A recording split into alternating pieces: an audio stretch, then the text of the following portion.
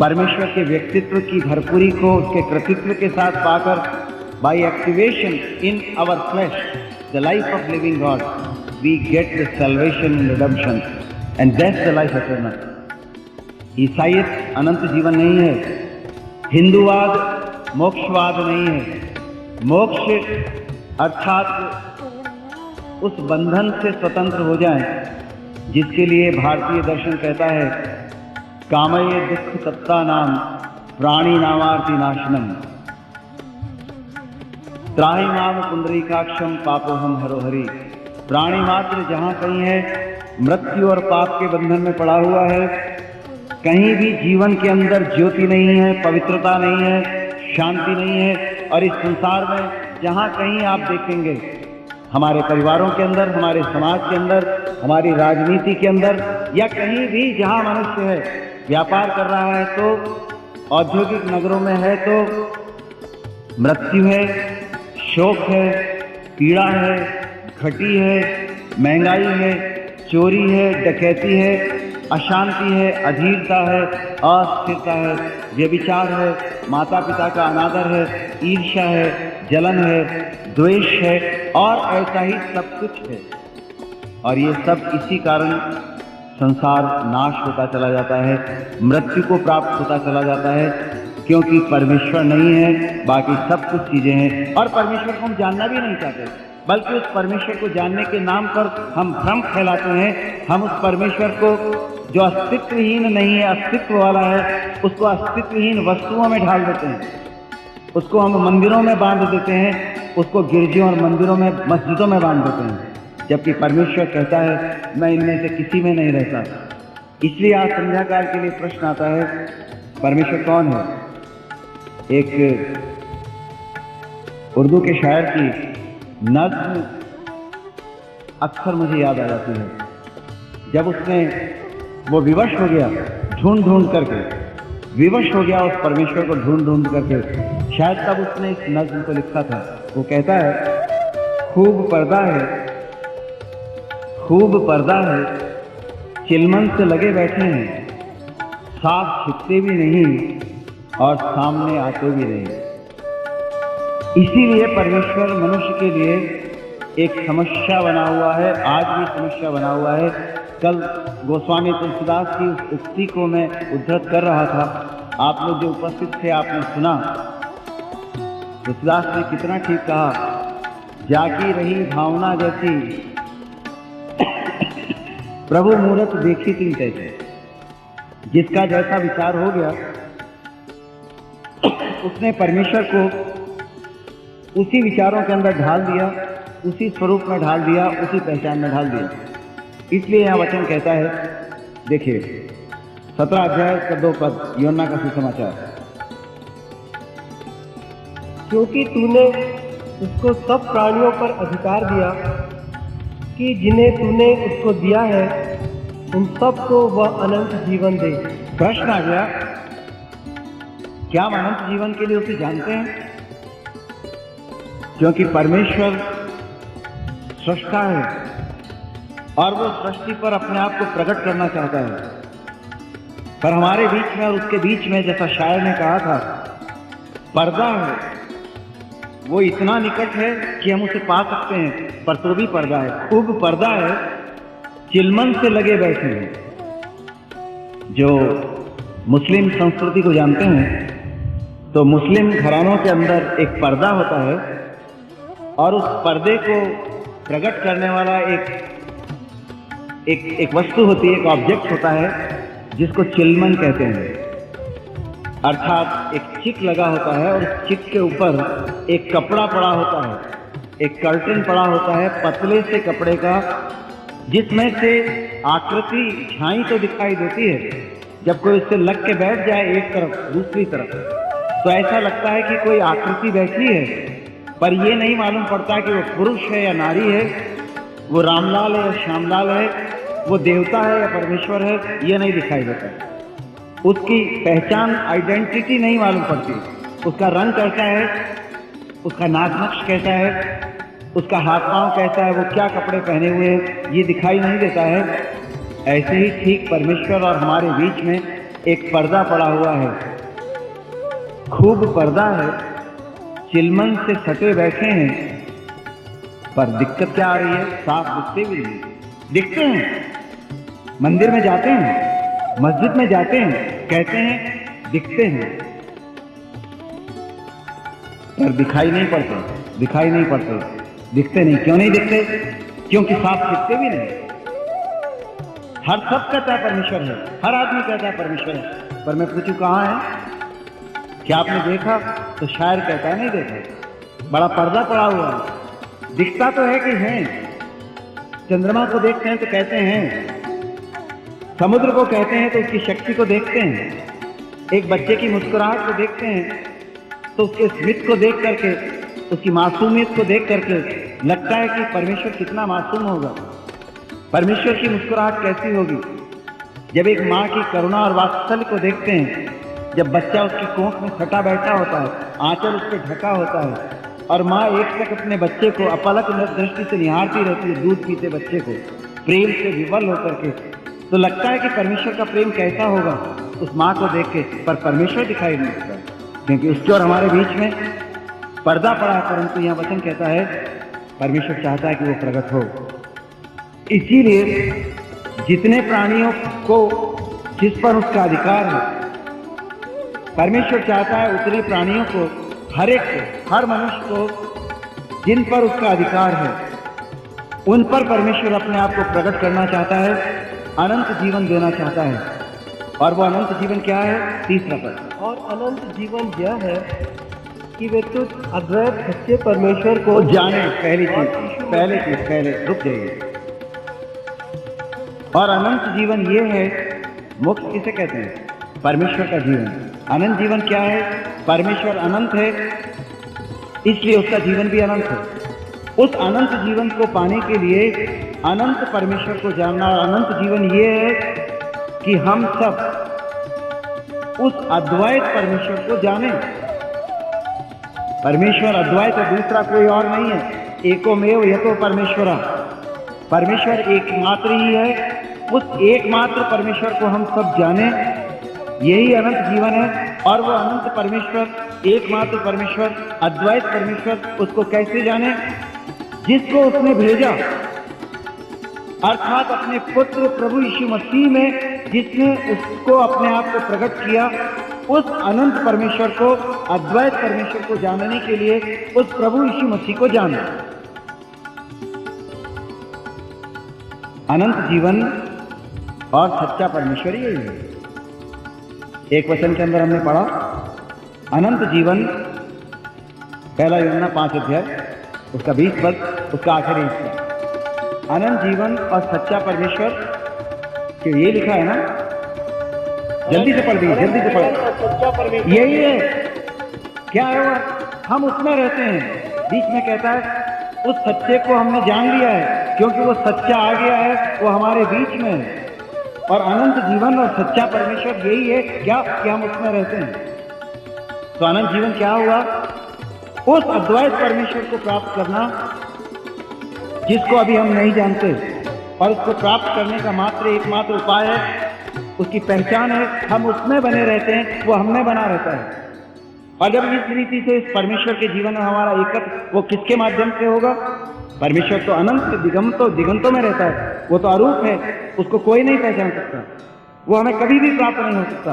इसलिए परमेश्वर ने अपने आप को प्राप्त करने के लिए मानव मात्र के लिए देहधारी किया।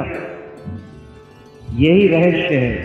इसीलिए प्रारंभ से परमेश्वर सारी मनुष्य जाति के लिए रहस्य बना हुआ है, भेद बना हुआ है, कोई भी नहीं जानता। कल मैं उस मंत्र को दोहरा रहा था, फिर चाहे तो मैं दोहरा देता हूं। वेदांत कहते हैं, अथर्ववेद कहता है, नासी नाइसी दर्शनम नैसी जानत्यो यथा नैसी प्राप्तम स्वाद्वा यतम मोक्ष सर्वम सुलभम।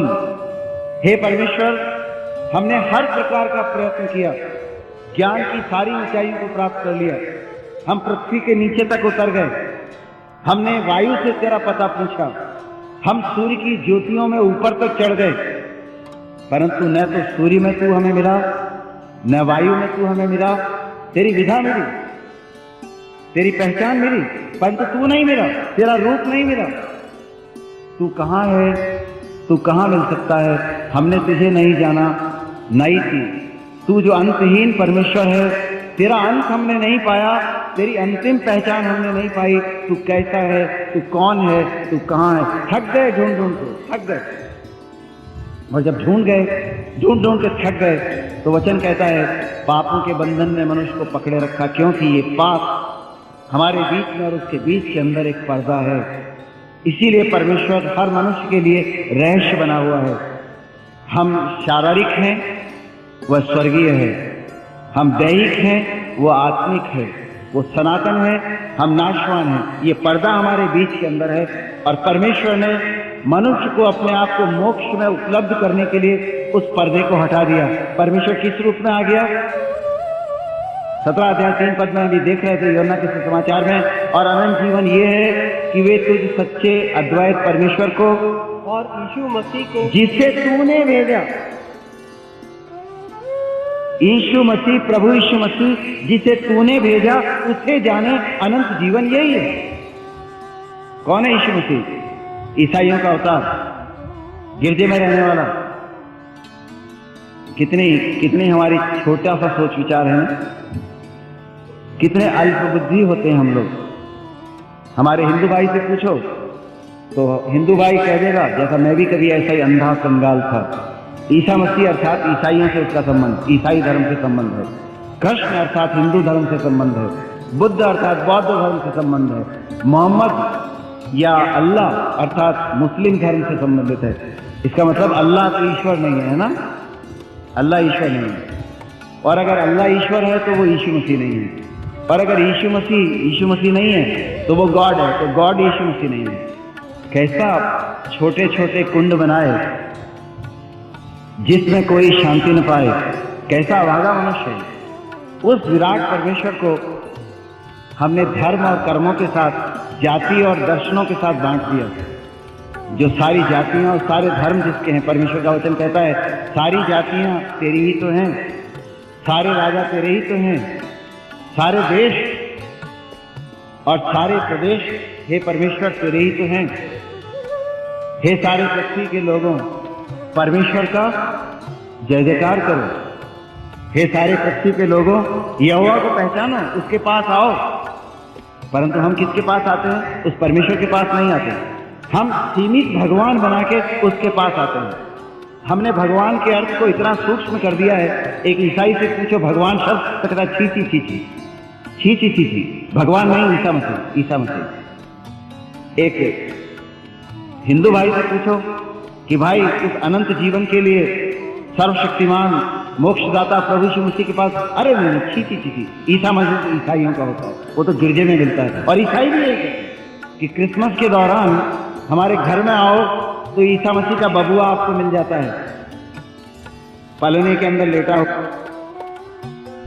देखिए, खोलिए 2 अध्याय उसका 2 पद, कुलुस्सियों के नाम पौलुस प्रेरित की पत्री, ताकि उनके मनों में शांति हो। हर वे याद रखिएगा जब भी वचन पढ़ते हैं, इसका संबोधन हमारे लिए है। उनके मतलब हम सबके। परमेश्वर कह रहा है जितने लोग आज इस प्रांगण में बैठे हैं, जितने लोग उसको ढूंढ रहे हैं पृथ्वी पे कहीं भी, जितने लोग परमेश्वर की सृष्टि हैं, उन सबके मनों में शांति हो। मनुष्य के बीच में कहीं शांति है? क्योंकि परमेश्वर नहीं है। शांति का कर्ता कौन है? शांति का दाता कौन है? परमेश्वर। हमारे भारतीय दर्शन के अंदर सारी साधना करने के बाद, सारी आराधना करने के बाद, जब परमेश्वर की प्राप्ति के लिए हम भूखे और प्यासे हो जाते हैं, तब परमेश्वर की प्राप्ति के लिए एक ही याचना होती है, ओम भूर्भुवः शांति। सारे ब्रह्मांड के अंदर शांति हो, आकाश में शांति हो, पृथ्व्यः शांति, पृथ्वी पर शांति हो, मनुष्यों के बीच में शांति हो, पाताल में शांति हो। किस लिए शांति हो? क्योंकि शांति के परमेश्वर तू हमारे बीच में आकर के निवास कर। इसलिए यह वचन कहता है ताकि उनके मनों में अर्थात हमारे मनों में शांति हो। आज पृथ्वी पर कहीं शांति दिखाई नहीं देती है। जहां कहीं है अशांति ही अशांति है, अत्याचार ही अत्याचार है, असमानता ही असमानता है। परमेश्वर चाहता है कि हमको शांति मिले, और वह शांति जो परमेश्वर की शांति है, जो पीछे वो बहुत बड़ा वचन लिखा हुआ पड़ा है, तुम सत्य को जानोगे और सत्य तुम्हें स्वतंत्र करेगा। जब सत्य की पहली अनुभूति आती है, सत्य के 7 मार्ग हैं, 7 पहचाने हैं, उनमें से जो पहली पहचान है सत्य की, वो शांति है। अर्थात जब सत्य के साथ हमारा एनकाउंटर होता है, हमारा आमना सामना होता है, जब हमारा सत्य के साथ एकत्व होता है, तो पहला कार्य होता है, सत्य हमें शांति के साथ जोड़ देता है। शांति और कोई नहीं है, परमेश्वर का कृपा में, करुणा में स्वरूप है, जिसमें से निरंतर शांति की ज्योति निकलती रहती है, शांति किरणें निकलती रहती हैं। और वो हम चाहे कैसे ही अशांत हों, हर मनुष्य अशांत है, सुबह से शाम तक चिंता में डूबा रहता है। आँख उठते ही चाय की चिंता, बाथरूम की चिंता, नौकरी की चिंता, ऑफिस जाने की चिंता, बच्चे को स्कूल ले जाने की चिंता, पैसे की चिंता, सब्जी बनाने की चिंता, रोटी पकाने की चिंता, किचन साफ करने की चिंता, कपड़े धोने की चिंता, एक्सीडेंट होने के डर की चिंता, ऑफिस के बॉस से डर की चिंता। सुबह से शाम तक मनुष्य अशांत रहता है। कहीं मनुष्यों के बीच में शांति नहीं है। जब परमेश्वर का वो जीवन जो प्रभु यीशु मसीह है, जब वो मनुष्य को प्राप्त होता है, तो पहला कार्य होता है, हमारे मनों में जहाँ अशांति भरी होती है, मनुष्य अशांति में, युद्ध और विनाश में डूबा हुआ है, वहाँ सबसे पहले परमेश्वर की उपस्थिति का परिचय मिलता है, वहाँ शांति आती है, ताकि हमारे मनों में शांति हो और हम प्रेम में आपस में गठ जाएं। अभी कहीं प्रेम है? कहीं हम गठे हुए हैं? नहीं, हम बिखरे हुए हैं। हमने तो परमेश्वर को ही टुकड़ों में बांट दिया है। इसीलिए हमारी कितनी जातियां हैं, कितने मजहब हैं, कितनी पहचाने हैं, कितने देश हैं, कितने रंग हैं। हम टुकड़ों टुकड़ों में बटे हुए हैं। एक बाप के 5 बेटे होते हैं, और बेटे जो ही जवान होते हैं, वो 5 बेटे एक बाप से पैदा हुए, एक बाप का मांस और लोह उनके अंदर है। वो 5 बेटे टुकड़ों में बढ़ जाते हैं, उनके 5 घर हो जाते हैं, उनकी 5 बीवियां हो जाती हैं, उनकी 25 संतानें हो जाती हैं, और वो दूर दूर रहने लग जाते हैं आपस में बटे हुए, यद्यपि एक शरीर में से पैदा हुए। कहाँ प्रेम में कटे हुए? पति और पत्नी के बीच में कहीं प्रेम होता है? नहीं, शरीर का आकर्षण होता है, कहीं प्रेम नहीं होता है। सिर्फ एक दूसरे से काम निभाने का आकर्षण होता है। अरे बीवी नहीं होगी तो खाना कौन पका के खिलाएगा, झाड़ू कौन लगाएगा, कपड़े कौन धोएगा। और बीवी ये सोचती है कि अगर आदमी मेरे सिर पे नहीं होगा तो इस दुनिया में मेरी रक्षा कौन करेगा, दूसरे मर्दों से आने वाले खतरों से मुझे कौन बचाएगा, पैसा कौन। बीवी कमाने लग जाती है, वो आदमी की परवाह नहीं। देख लीजिए दुनिया में। और जो आदमी मदकमाऊ होता है, वो बीवी का गुलाम हो जाता है। इसलिए मनुष्यों के संबंध किस पर हैं? पति पत्नी के भी संबंध किस पर हैं? स्वार्थ पर आधारित है, प्रेम नहीं है। अब परमेश्वर चाहता है जब उस अनंत परमेश्वर और जीवन को पा लें, ताकि उनके मनों में शांति हो और वे आपस में प्रेम से गठे रहें, और क्या प्राप्त करें? और वे पूरी समझ का सारा धन। अभी समझते नहीं उसको, अभी हमारे पास हम कंगाल हैं, उसकी समझ का, उसको पहचानने का धन हमारे पास नहीं है। We don't have that wisdom to know him who is the first and the last. अब परमेश्वर चाहता है कि उसको समझ लें, उसकी पहचान का वो गहरा स्वर्गीय धन हमको प्राप्त हो जाए। और वो क्या है? ये सब किसके द्वारा मिलेगा? आगे पढ़िए। और परमेश्वर पिता के, बस परमेश्वर पिता के भेद को पहचान लें। जिस दिन परमेश्वर पिता कौन हो गया? फिर अंग्रेजी में लिखा है, किसी के पास अंग्रेजी की बाइबल है तो पढ़ दीजिए, अगर कुछ चीजें खोली है तो। The mystery of father, that we may know the mystery of God who is the Father। परमेश्वर जो हमारा सृष्टा और जिसको हम कहते हैं हे परम पिताजी, सब कहते हैं पिताजी, वेदांत कहते हैं कौन है वो? परम पिता है। फिर कहता है पिता ही नहीं, पित्रांगदम पिता है, हमारे पिताओं का पिता है। उस परम पिता को क्यों पहचान लें? इसलिए कि हम उसकी संतान हैं। इसीलिए शुरू में मैंने प्रश्न पूछा था कि कोई अपने बेटे को पहचानता है, कोई अपने बाप को पहचानता है, कोई अपनी पत्नी को पहचानता है, कोई अपने पड़ोसी को पहचानता है। हम एक दूसरे को तो पहचानते हैं, परंतु क्या हम अपने सृष्टा को, अपने परमेश्वर को पहचानते हैं? नहीं पहचानते। क्या ये दुर्भाग्य नहीं है? या क्या हमारी अंधता नहीं है? हम सब कुछ जानते हैं, अपना अंग अंग जानते हैं, कितने रुपए बैंक बैलेंस में ये जानते हैं, हमारे पड़ोस में रहने वाला अच्छा है कि बुरा ये जानते हैं, दुनिया में क्या हो रहा है ये जानते हैं, युद्ध में कितने लोग मर गए ये जानते हैं, सुबह से शाम तक रेडियो टीवी देख करके संसार की सब बातें जानते हैं। परमेश्वर को रेडियो टीवी पे क्यों नहीं देख लेते? परमेश्वर को कहीं किताब खरीद करके उसमें क्यों नहीं पा लेते? हम परमेश्वर को नहीं जान सकते क्योंकि परमेश्वर हमारे लिए एक रहस्य है। पहला, हमारे पाप के कारण हमारे और उसके बीच में पर्दा पड़ा है, खूब पर्दा है, चिलमन से सटे बैठे हैं, साफ छिपते भी नहीं और दिखते भी नहीं। ये रहस्य सदा से बना रहा है। वेदांत से भी मैंने आपको सुनाया, परमेश्वर के वचन से भी आपने देखा। कभी किसी ने परमेश्वर को नहीं देखा, कभी किसी ने परमेश्वर को नहीं देखा, कोई देख ही नहीं सकता।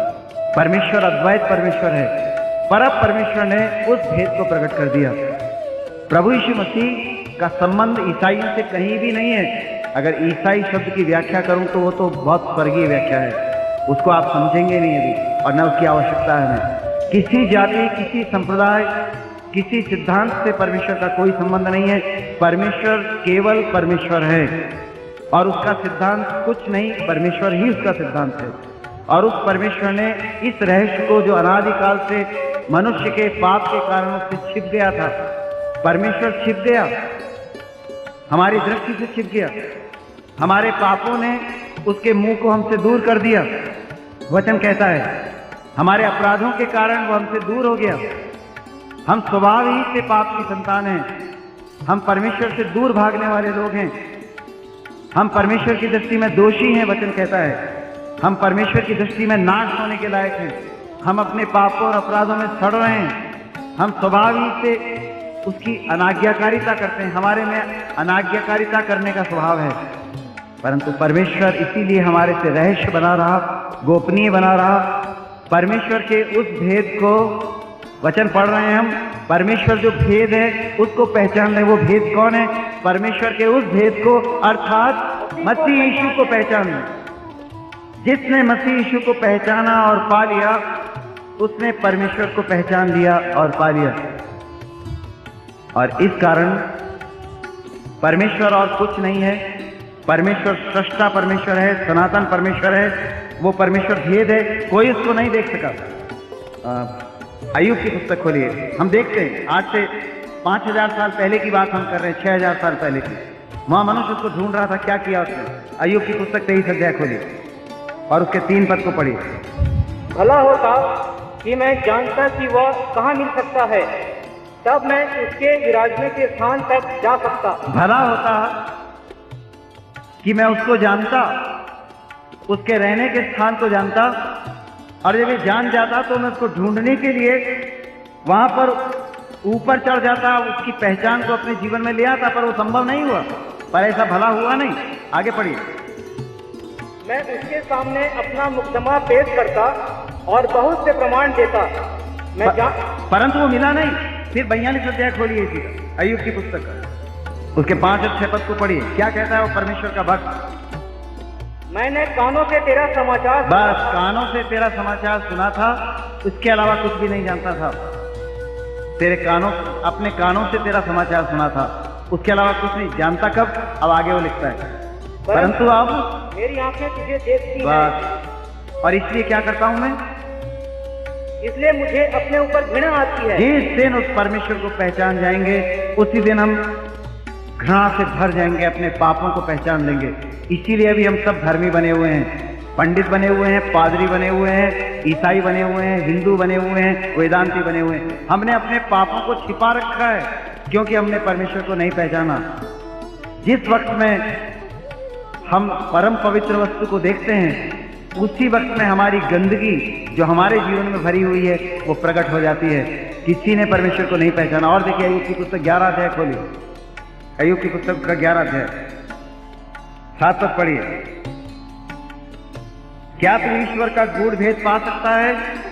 और क्या तू सर्वशक्तिमान का मर्म पूरी रीति से जान सकता है?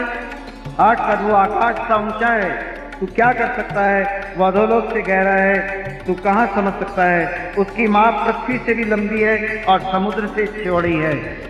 क्या हम उसको जानते हैं? तो प्रश्न आ जाता है कि नहीं जानते। हम तो खुद सीमित हैं, हमारे को कल का ही पता नहीं है क्या होगा। हमारे दिल में स्पंदन क्यों हो रहा है यही हम नहीं जानते। हमारी किडनी में भी क्या हो रहा होगा ये हमको मालूम नहीं है। कौन सी बीमारी अंदर पनप रही है, मच्छर ने काट करके एक मलेरिया का जीवाणु अंदर डाल दिया है, ये हमको मालूम नहीं है। हम जब अपने को ही इतना निकट होके नहीं जानते, पाप की व्यवस्था हमारे में राज्य करती है पर हम नहीं जानते। तिलक छाप लगा के क्रूस लटका के कहते हैं कि हम तो धर्मी हैं, जबकि निरंतर पाप की व्यवस्था हमारे जीवन में कार्य करती है। इसलिए क्योंकि हम अपने आप को नहीं जानते, हम उसका गूढ़ भेद नहीं पा सकते। परंतु वो परमेश्वर दूर नहीं है। बार बार प्रश्न पूछा गया, क्या तुम मुझे जानते हो? क्या तुमने मुझे पाया? और हर बार निरुत्तर हो गया आदमी। ऋषियों ने कह दिया नहीं थी, तेरा इसी है ही नहीं, तेरा अंत पहचान ही नहीं सके, तेरा कोई व्यक्ति तो हमारे सामने नहीं आया। और इसीलिए मनुष्य की जब ऐसी गहन समस्या थी तब परमेश्वर ने उपाय किया और मनुष्य के पास भेजा उस जीवन के दर्शन को। प्रेतों का काम खोलिए, उसका 10 अध्याय, प्रेतों का काम उसका 10 अध्याय और उसके 35 पद को पढ़िए। अब मुझे निश्चय हुआ कि परमेश्वर किसी का पक्ष नहीं करता, वरन हर जाति में जो उससे डरता और धर्म के काम करता है वह उसे भाता है। आगे पढ़िए। जो वचन उसने इस्राएलियों के पास भेजा, जबकि उससे यीशु मसीह के द्वारा जो सबका प्रभु है, सबका प्रभु है। परमेश्वर किसी से पक्षपात नहीं करता।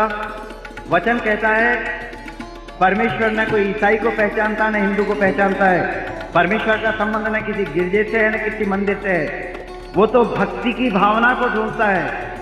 परमेश्वर के लिए तुम कैसा मंदिर बनाओगे? क्या परमेश्वर हाथों के बनाए हुए मंदिर में रहता है?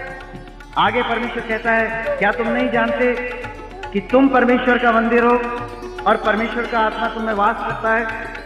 आगे कहता है तुम दाम देकर मोल लिए गए हो ताकि अपने जीवनों के द्वारा परमेश्वर की महिमा करो। परमेश्वर हमारे जीवन में बसना चाहता है। हमारे भक्त लोग गाया करते थे ना, मन मंदिर में आन बसो प्रभु। हमारे मन के मंदिर में, हमारे जीवन के मंदिर में परमेश्वर बसना चाहता है। और इसीलिए वो परमेश्वर जो भेद था, पर सारी जातियां उसी को ढूंढ रही थी। और परमेश्वर कहता है सारी जातियां उसी की हैं। परमेश्वर कोई पक्ष नहीं करता किसी के बीच में भी। हर मनुष्य जो उसका भय मानता है और उसकी आज्ञाओं का पालन करता है वह उनको भाता है। और इसीलिए परमेश्वर ने अपने आप को वचन के द्वारा सारी मनुष्य जाति पर प्रकट कर दिया। और वो कौन है? प्रभु यीशु मसीह, जो किसका प्रभु है? सारी जातियों का, सारे संसार का, सारी मनुष्यों का। क्यों है वो प्रभु? परमेश्वर का इकलौता पुत्र। पुत्र होने का मतलब क्या होता है? पिता होना। जब भी पिता अपने आप को प्रकट करना चाहेगा, इसको ठीक से जान लीजिए, पिता दूसरा अपने आप को नहीं बन, there can not be a second father. एक बाप दोबारा बाप नहीं बन सकता, वो बाप एक ही रहेगा। पर जब बाप अपने आप को उसी देह को, इसी स्वरूप को, उसी उत्तराधिकार को, उसी शक्ति को प्रकट करना चाहे तो वो प्रकटीकरण पिता का कौन होगा? पुत्र होगा। पुत्र ही में पिता प्रकट होता है। इस कारण परमेश्वर ने जो अनादि है, जो अद्वैत है, जो सिर्फ आत्मा है, आत्मा का कोई रूप नहीं होता, इसलिए आत्मा जब देहधारी हो तो किसमें देहधारी हो?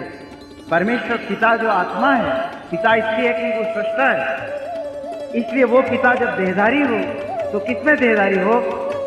जिसमें वो अपने आप को प्रकट करे। और इसलिए जिसमें पिता अपने आप को प्रकट करे वो कौन होगा? पुत्र होगा। इसलिए परमेश्वर स्वयं ही पुत्र बनके प्रभु यीशु मसीह, अर्थात प्रभु यीशु मसीह इकलौता पुत्र, अर्थात परमेश्वर प्रभु यीशु मसीह में सशरीर देहधारी। कुलुस्सियों की पत्री, कुलुस्सियों के नाम पौलुस प्रेरित की पत्री, उसका 1 अध्याय 15। वह तो अदृश्य परमेश्वर का प्रतिरूप देखिए, परमेश्वर अदृश्य और सारी और उस अदृश्य परमेश्वर का प्रतिरूप प्रभु यीशु मसीह। वो प्रभु यीशु मसीह अदृश्य परमेश्वर का प्रतिरूप, अंग्रेजी में लिखा है एक्सप्रेस इमेज, एग्जैक्ट हूबहू जैसा परमेश्वर आत्मिक, वैसा ही प्रभु यीशु मसीह शरीर के अंदर बिल्कुल पिता के समान, बिल्कुल वैसा का वैसा, कोई अंतर नहीं। वह अदृश्य परमेश्वर का प्रतिरूप और सारी सृष्टि में पहलोटा है। परमेश्वर देहधारी हुआ सारी सृष्टि के अंदर, तो पहली बार और अंतिम बार पहलौठा बना, फर्स्ट बार परमेश्वर बॉर्न हुआ, परमेश्वर ने जीवन धारण किया, परमेश्वर ने मांस और लहू लिया, परमेश्वर ने अस्तित्व को प्रकट किया। वह अस्तित्व कौन है? प्रभु यीशु मसीह। 17 पद, 15 पद, 16 पद। क्योंकि उसी में सारी वस्तुओं की सृष्टि हुई। उसी प्रभु यीशु मसीह में, अर्थात परमेश्वर अस्तित्व में आया। सारी सृष्टियां जितनी बनी उसी में बनी, उसी के लिए बनी, उसी के द्वारा बनी। 18 पद, 17 पद। हाँ, और वही सब वस्तुओं में प्रथम है। वही सब वस्तुओं में प्रथम है। जैसे परमेश्वर जो आत्मरूप है, अब वो प्रकट होकर के वस्तु नाम से जो कुछ चीज हुई, सृष्टि जब बनी, तो उस सृष्टि के अंदर इन ऑल मैटर्स प्रभु यीशु मसीह सबसे ऊपर और प्रथम है। फिर इसी का 2 अध्याय खोलिए, उसके 9 पद को पढ़िए। क्योंकि उसमें ईश्वरत्व की सारी परिपूर्णता सदैव वास करती है। प्रभु यीशु मसीह और कोई नहीं है। ईश्वरत्व की सारी परिपूर्णता, ईश्वर क्या है? The whole mind of the living God, वो क्या है? उसकी पहचान क्या है? उसकी सारी परिपूर्णता सदैव उस प्रभु यीशु मसीह ही में है, अर्थात परिपूर्ण ब्रह्म जिसकी प्रतीक्षा भारत करता रहा है। वो परिपूर्ण ब्रह्म प्रकट हो चुका है, वो प्रभु यीशु मसीह है।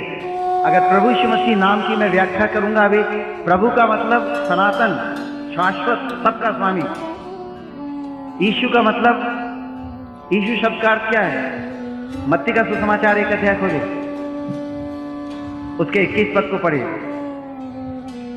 मत्ती का सुसमाचार 1 अध्याय उसका 21 पद।